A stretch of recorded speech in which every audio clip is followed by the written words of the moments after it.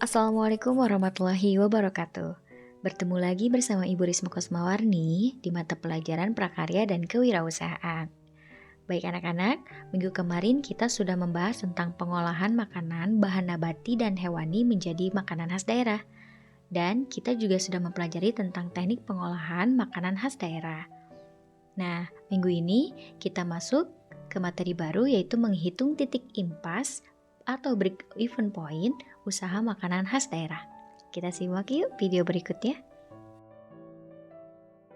Pengertian titik impas atau break even point adalah suatu titik atau keadaan di mana perusahaan di dalam operasinya tidak memperoleh keuntungan dan tidak menderita kerugian. Dengan kata lain, pada keadaan ini keuntungan atau kerugian sama dengan nol. Total biaya sama dengan total penjualan sehingga tidak mengalami laba atau rugi. BEP amatlah penting jika kita membuat usaha agar kita tidak mengalami kerugian. Di antaranya, manfaat BEP adalah sebagai alat perencanaan untuk hasilkan laba.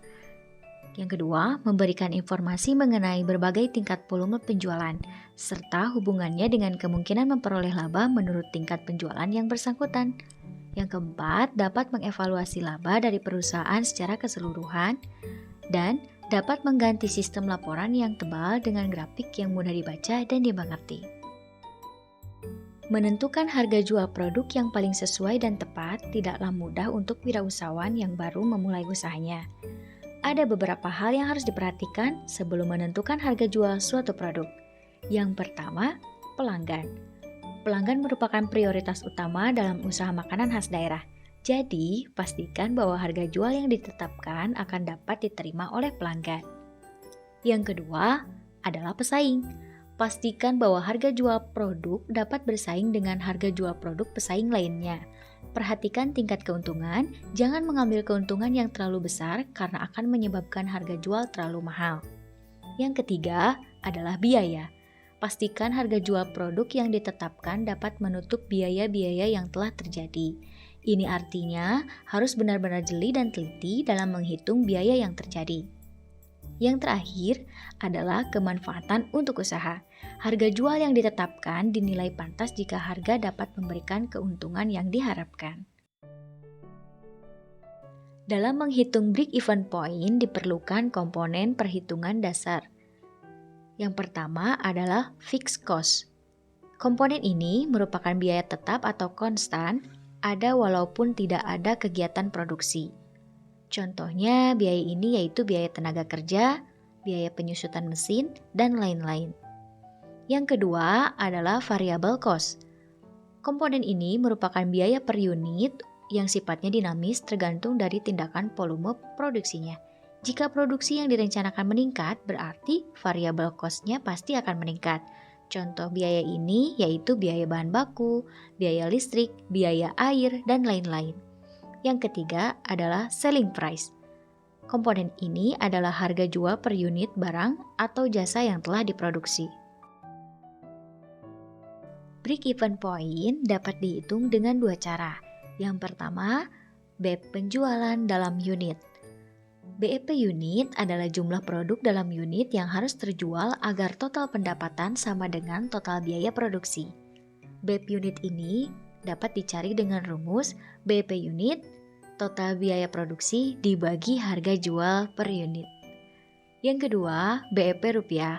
BEP rupiah adalah nilai harga jual minimal yang harus ditetapkan agar total pendapatan sama dengan total biaya produksi.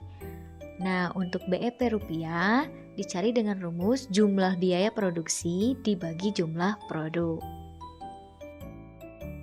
Baik, untuk lebih jelasnya kita lihat contoh soal berikut ini. Sebuah usaha produksi rendang kemasan membuat rendang dalam satu kali proses produksi membutuhkan 10 kg daging yang akan menghasilkan sekitar 40 bungkus rendang dengan ukuran 250 gram. Biaya-biaya produksi yang dikeluarkan adalah sebagai berikut.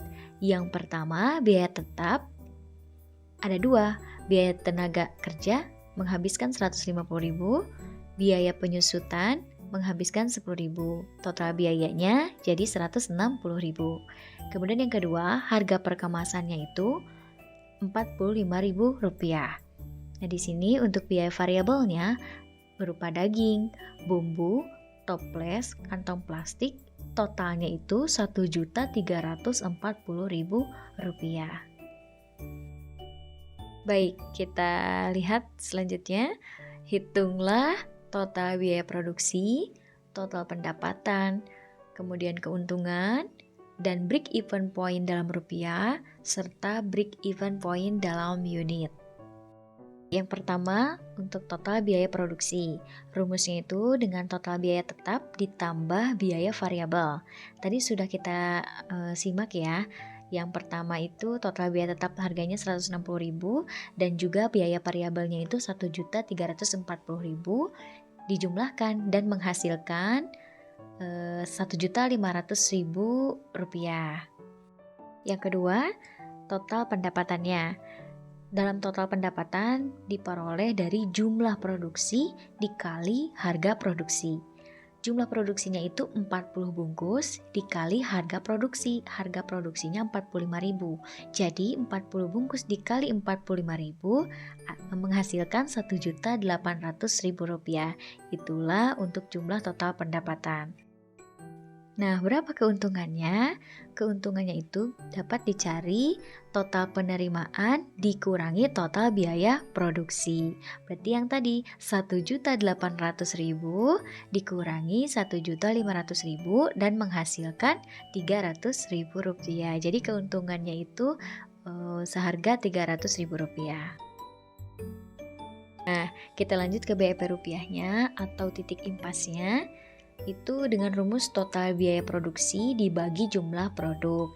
Nah, tadi kita sudah mendapatkan ya untuk total produksinya itu Rp1.500.000 dan jumlah produknya itu 40 bungkus. Maka didapatkan Rp37.500 per bungkus. Nah, agar terjadi BEP atau BEP, maka pedagang harus menjual rendang dengan harga jual minimal Rp37.500 per bungkus. Baik anak-anak, kita terakhir menghitung BEP unit.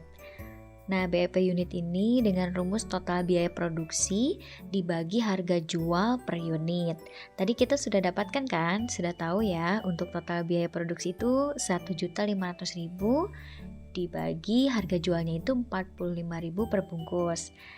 Menghasilkan 33,33. Kita sederhanakan menjadi 33 bungkus. Nah, artinya agar terjadi BEP, maka pedagang harus menjual rendang sedikitnya 33 bungkus. Baik anak-anak, sudah paham dan jelas? Jika ada pertanyaan nanti bisa menghubungi Ibu. Nah, untuk selanjutnya kalian silakan kerjakan tugasnya di lembaran akhir, nanti dikumpulkan. Terima kasih untuk pembelajaran hari ini cukup sekian, nanti kita bertemu lagi di pertemuan berikutnya. Wassalamualaikum warahmatullahi wabarakatuh.